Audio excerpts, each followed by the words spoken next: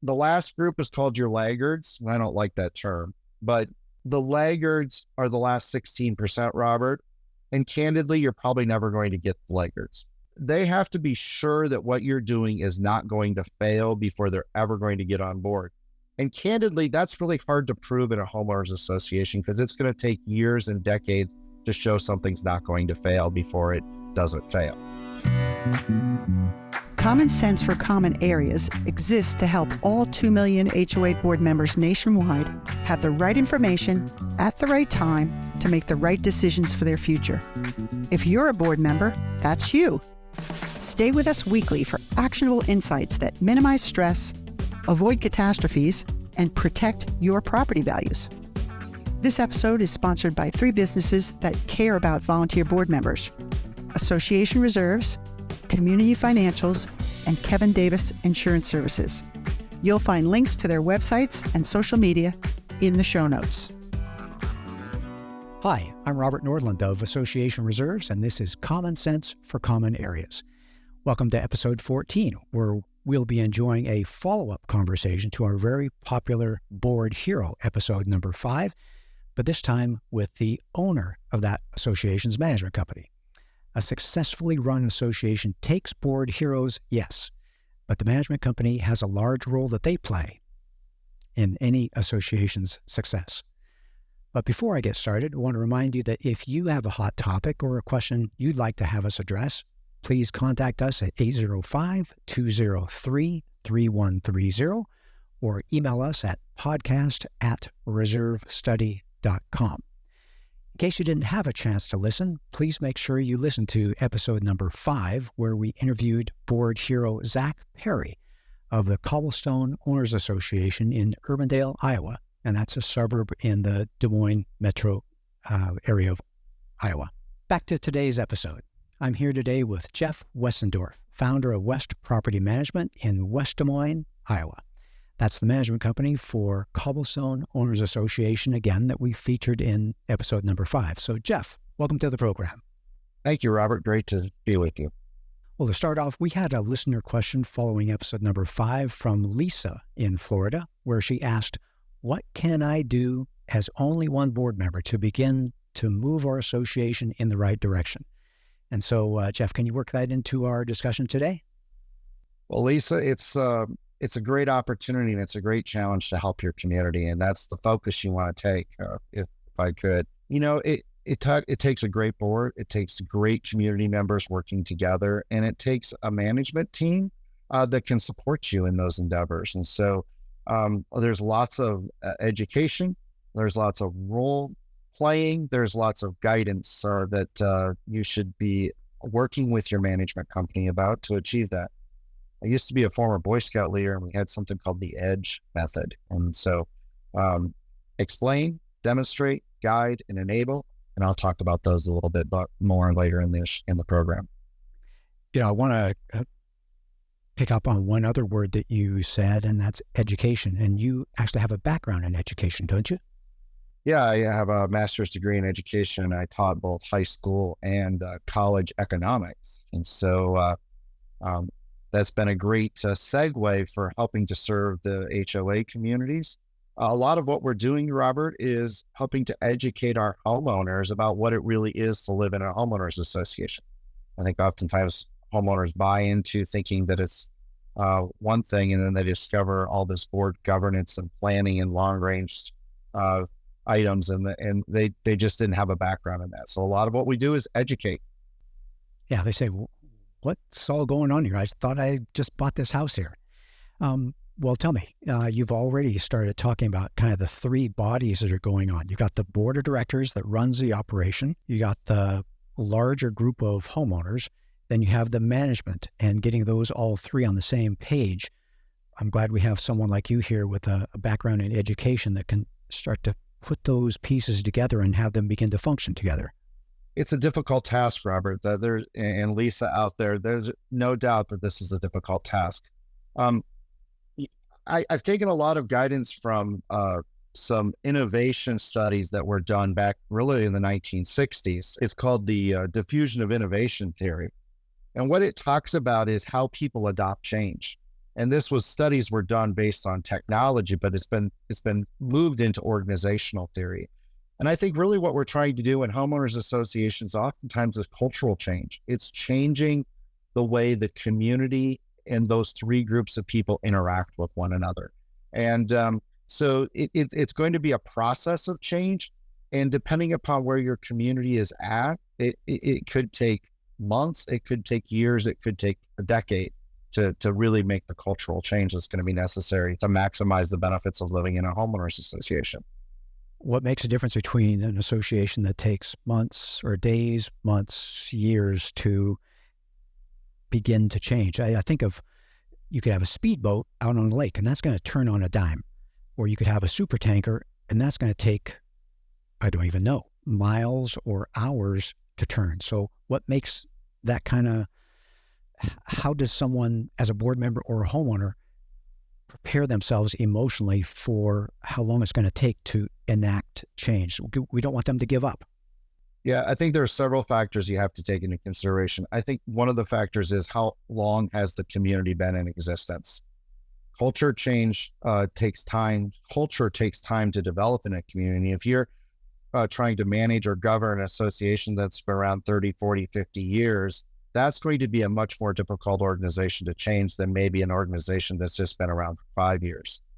Also, the makeup of the community members, age, tenure, long tenure, their successes and their failures in the past will affect that.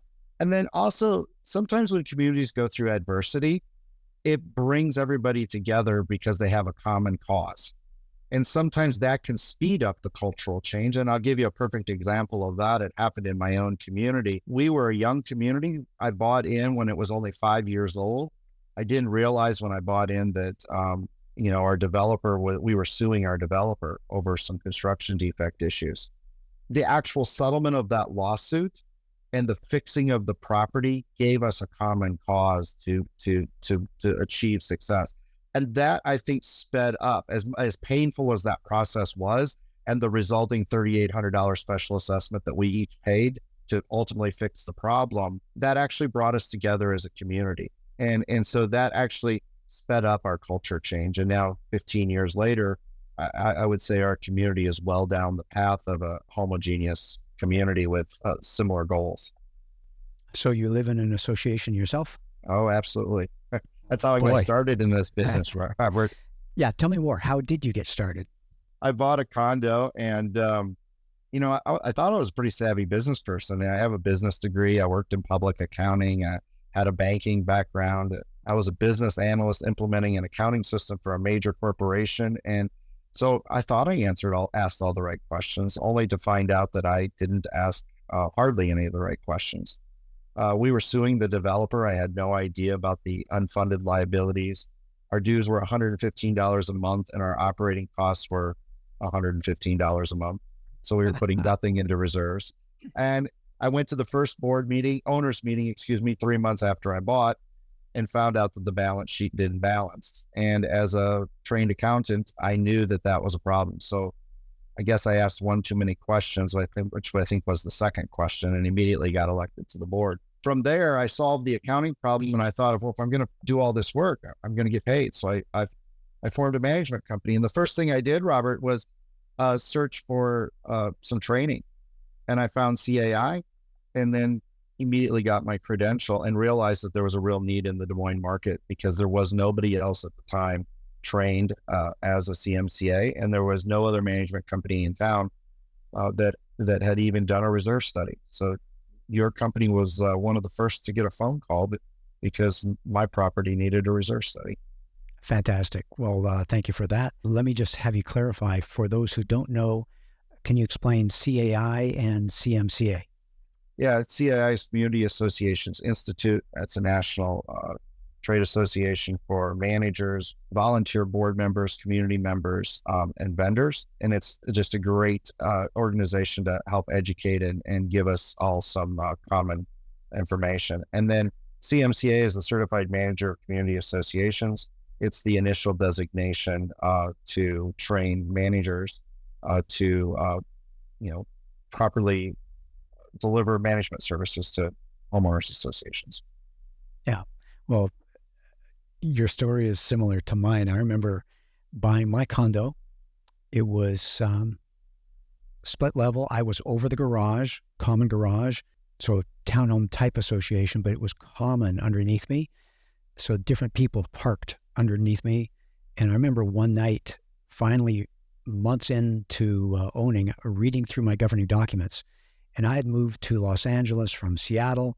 I grew up in a time where I'd watched the Beverly Hillbillies. And so, I always knew that some people struck it rich by digging and finding oil, black gold or whatever it was in the Beverly Hills logo. And I don't want to get that going in my brain or I won't be able to think of anything else.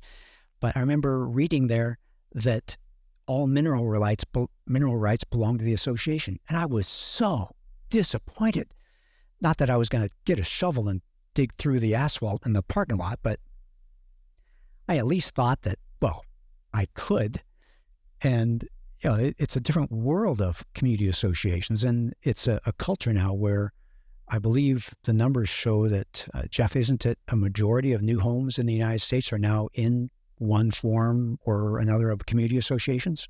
Yeah, it's remarkable, and it's growing much more rapidly, and that's why we as board members, owners, we need to educate even better, because what we're running is an organization that's going to affect not only our lives, but the quality of life of generations to come after us. I always share with boards that the decisions you make today will either create problems in the future for somebody else, or they will create opportunities in the future for somebody else to live a better life.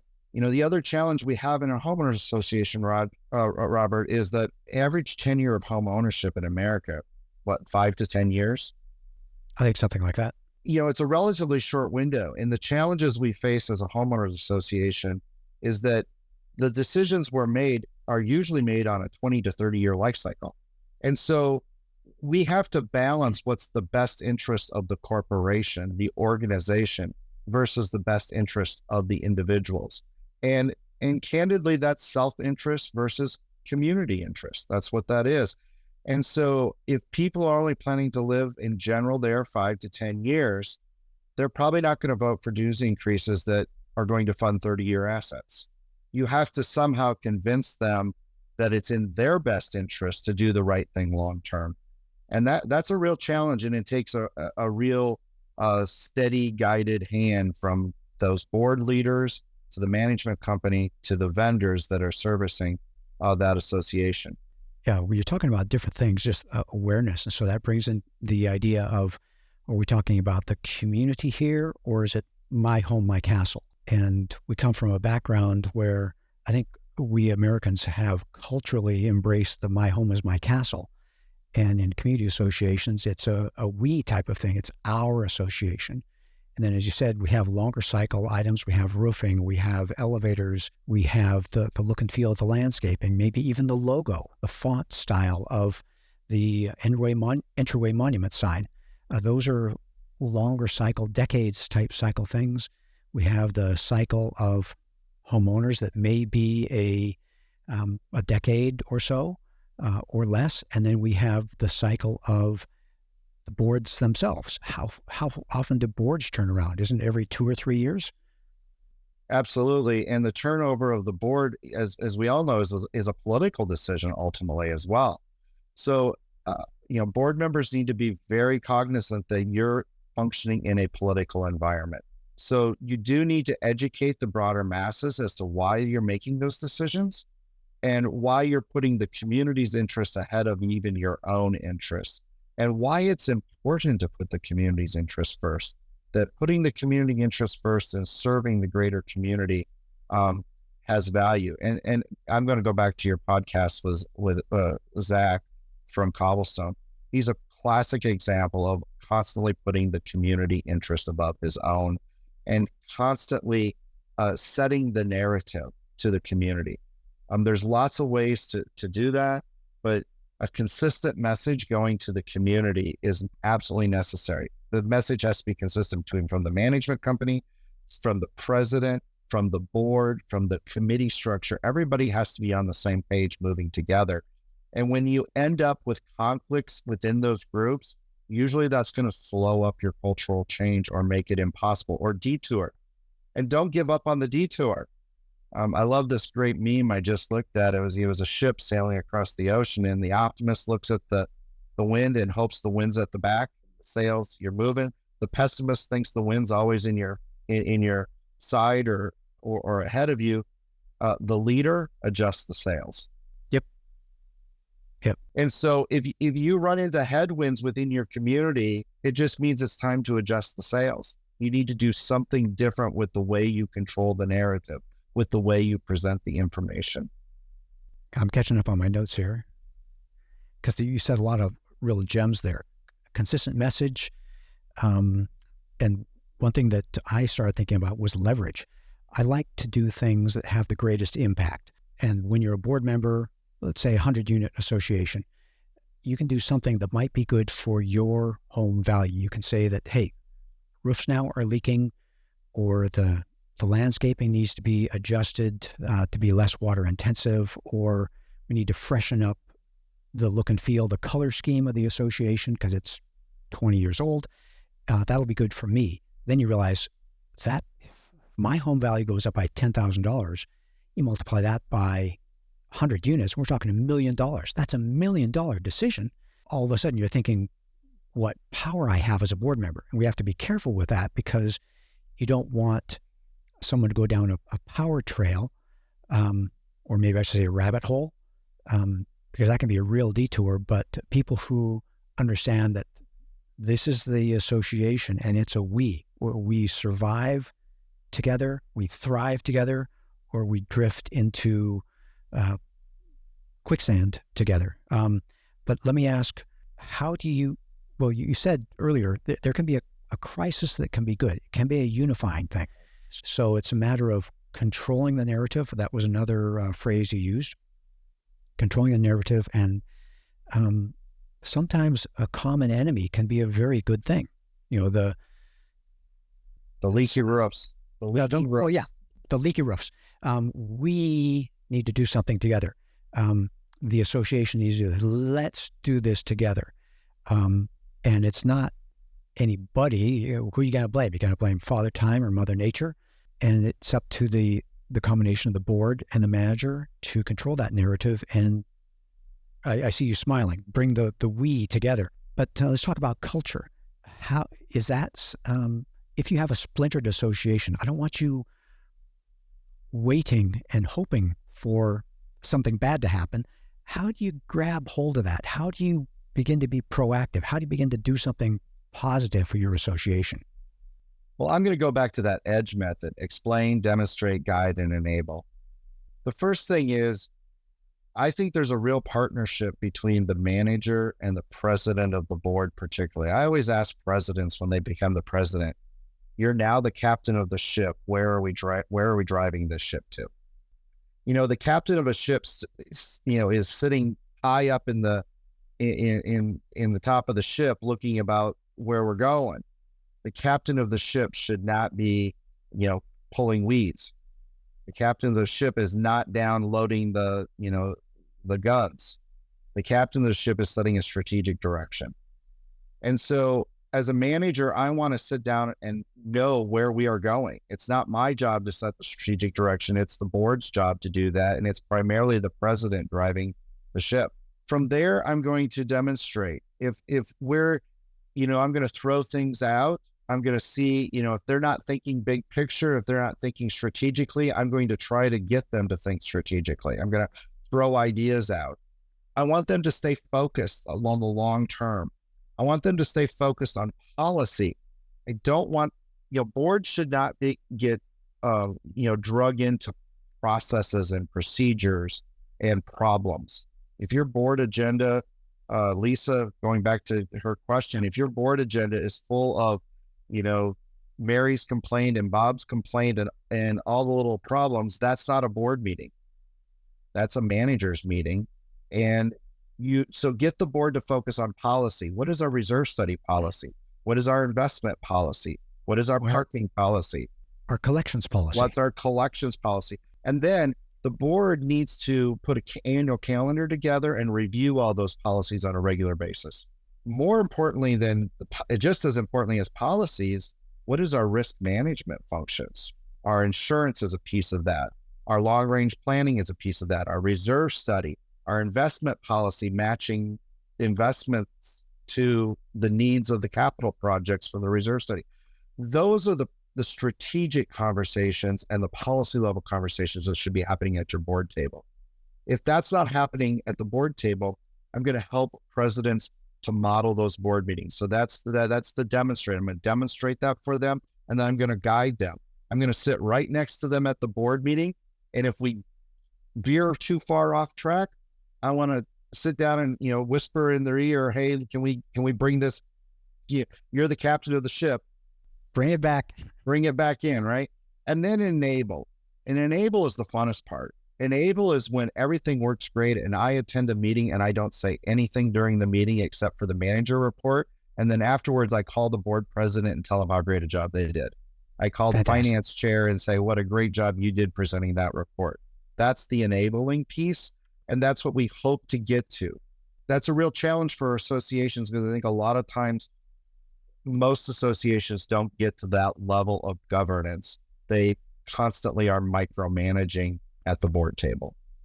Yeah. Well, your experience, you jumped onto the board quickly. My experience is similar. I became board president the first board meeting I went to. And I believe that's common across the country. You run for the board, you volunteer, or someone volunteered you and you said, it's probably my turn. You do it, you don't know what you're trying to accomplish. And I can see all our listeners then nodding their heads here that, I didn't know what I was doing. So do you do some of that?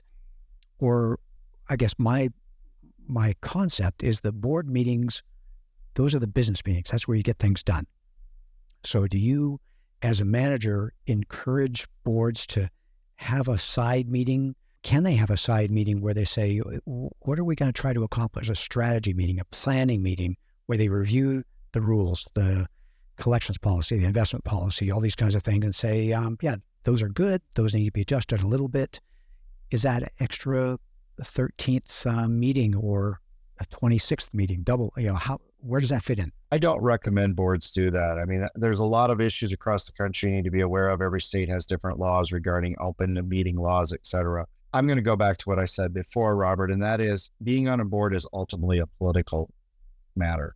Okay. And every time boards meet privately, those working sessions or private meetings or planning meetings, I don't care what title you give them, but every time the board meets as a whole to do that outside of the owners will eventually find out about it.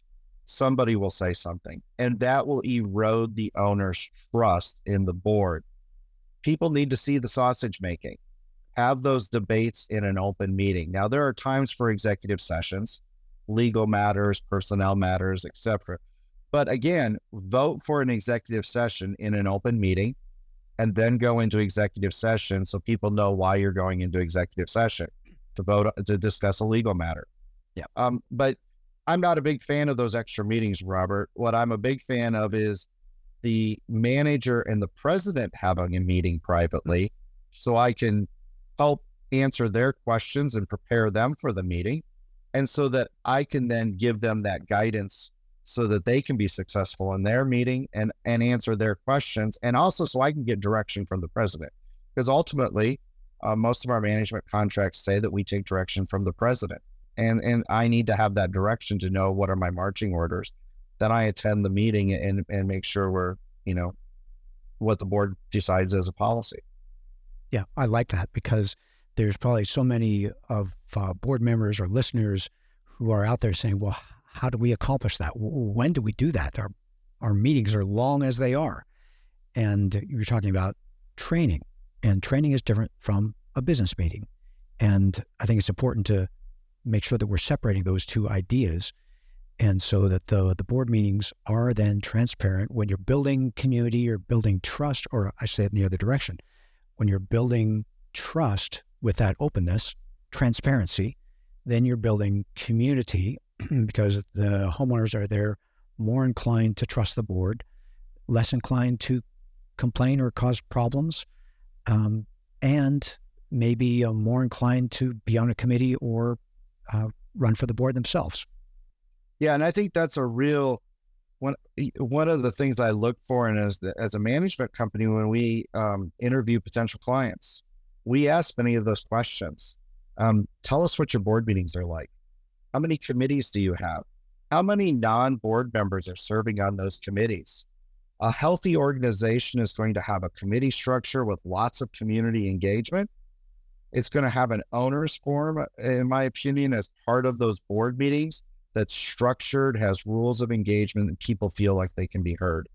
It's going to have a board president that can chair those meetings with empathy and care, but also knows when to advance the conversation and call the question and move on. Knows when a topic is a policy level discussion that should be happening at a board meeting versus this is an owner complaint or this is a management task that needs to be deferred off the board table and handled by the management company.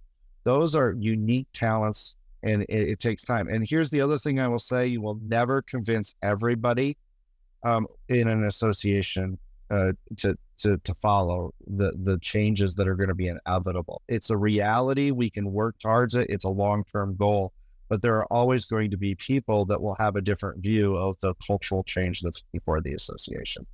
Yeah. Hey, that was good stuff. So a healthy association, remind me again, I wrote down committees. So they have a committee structure. They have, go ahead.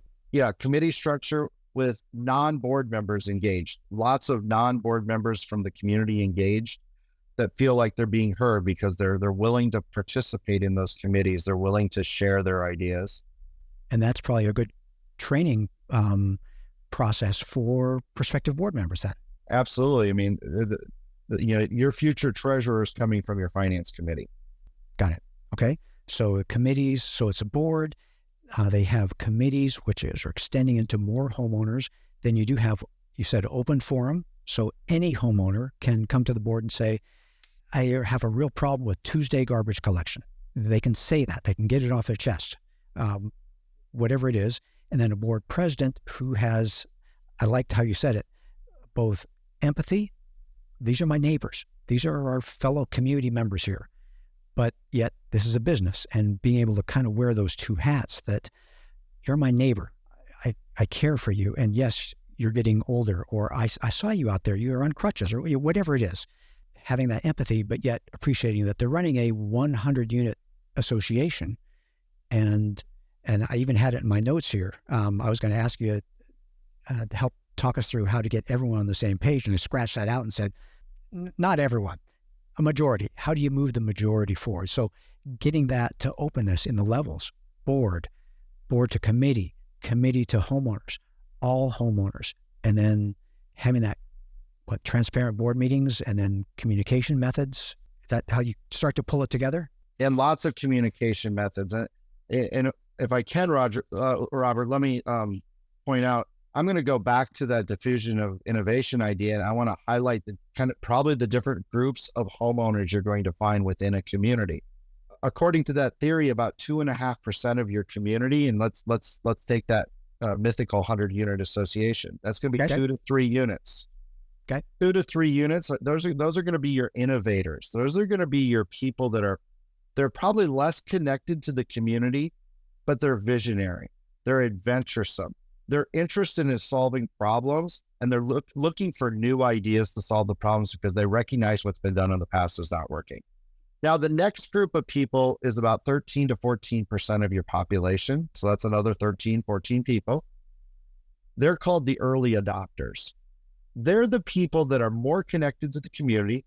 They're known when they walk the dogs around the community. Everybody knows their name. They support new ideas it just kind of inherently. They're creatures of, I want the best. These are the people that show up and sit all night, before the new Star Wars movie comes out, because they want to be the first ones to show up, right? Right. They're interested in they still are thinking theoretical about problems.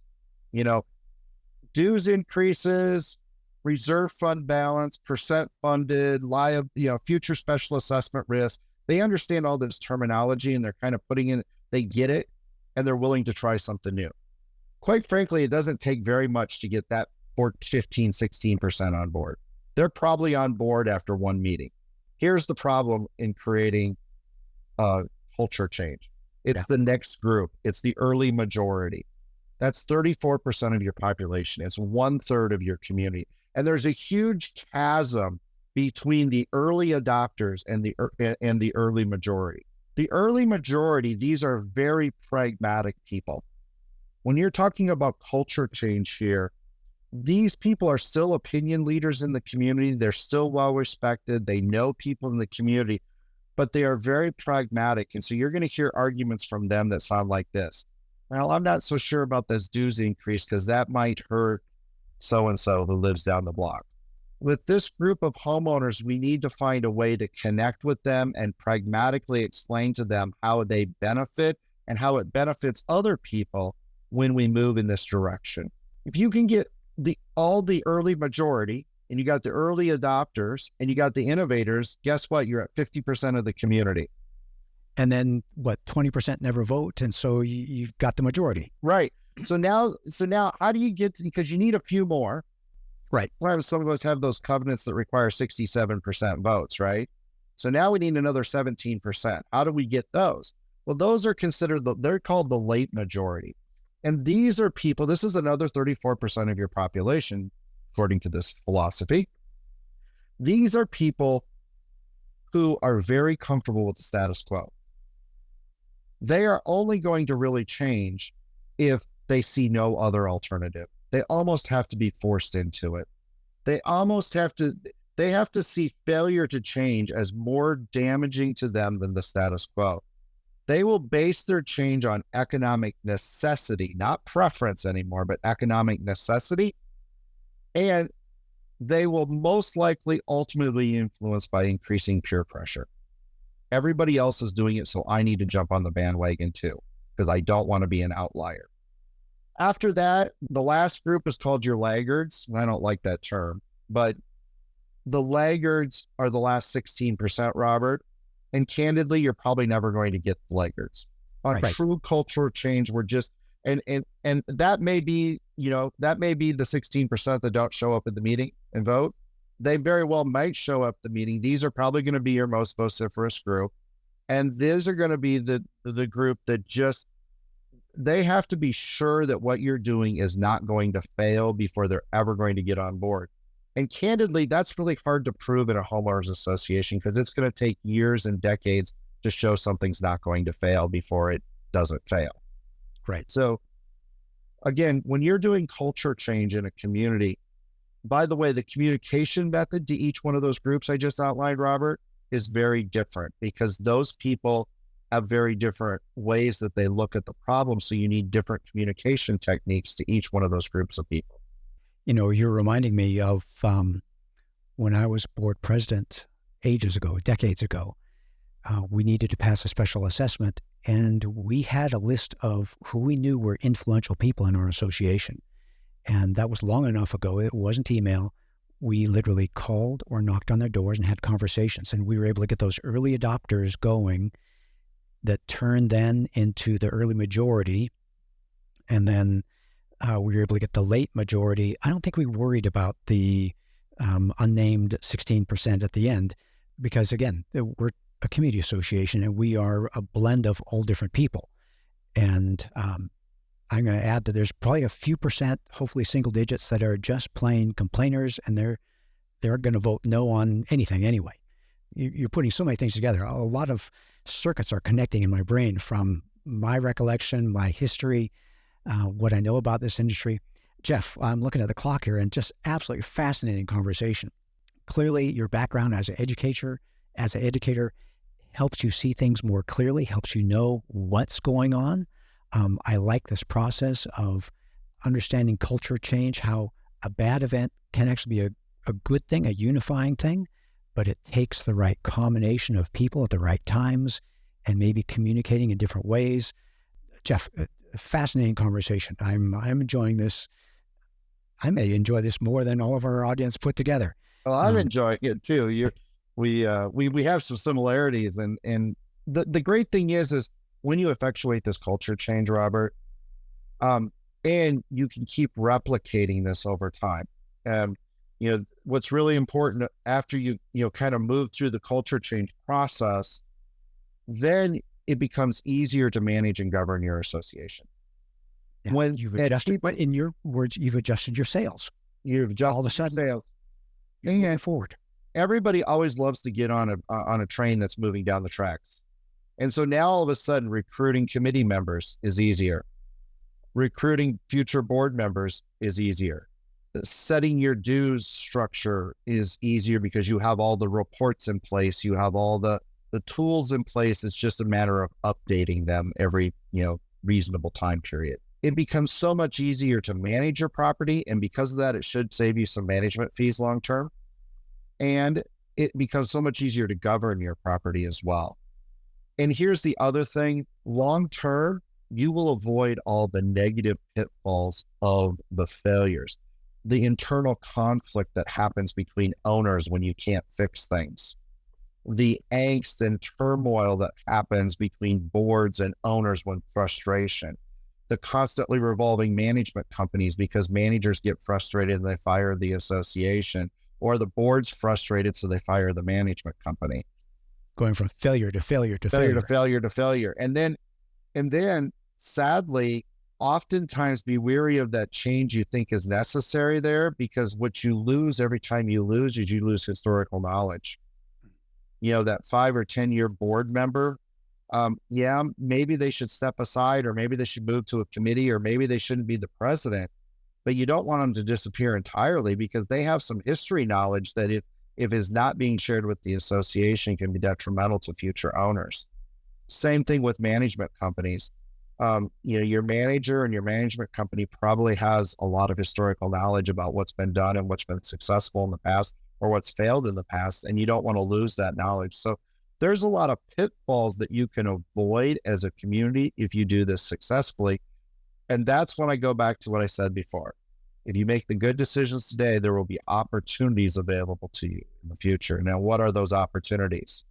A happy community, increased property values, well-maintained community, no arguments or angst over all those tough decisions that will never come, no special assessments. At least less argument than angst. Less argument, because there's always that 60%. Yes. Less arguments. Hopefully no special assessments. Hopefully. I mean, we can't ever guarantee that, but right. You and I both know that if we can get to 70% funded and reduce our special assessment risk to next to nothing, that's a win-win. Yeah. That's a win-win. And so, that I leave that there, that please make the hard decisions today, because if you make the hard decisions today and execute your culture change, the future is going to be a breeze. Leverage, that's a multiplier effect. Well, thank you, Jeff. It's been great talking to you. And we hope you've learned something today from our discussion that helps bring common sense to your common areas. If you have a topic you'd like to have us address or questions you'd like to have us answer, please call 805-203-3130 or email us at podcast@reservestudy.com. We look forward to having you join us for another great episode next week. You've been listening to Common Sense for Common Areas. Thank you to each of you for your engagement and support. To continue the conversation, you can follow the social media links for Robert Nordland, Kevin Davis, and Julie Adaman in the show notes. If you like the show and would like to support us, you can do so in a number of ways. You can subscribe to Common Sense for Common Areas wherever you find your favorite podcasts, and please share it with another board member. You can do us a huge favor by going to iTunes and leaving us a 5-star rating and review. And you can also support us by supporting the brands that sponsor this program.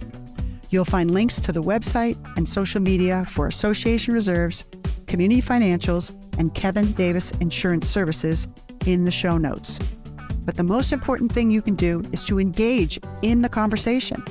You can email your questions or voice memos to podcast@reservestudy.com or call our 24/7 voicemail line at 805-203-3130.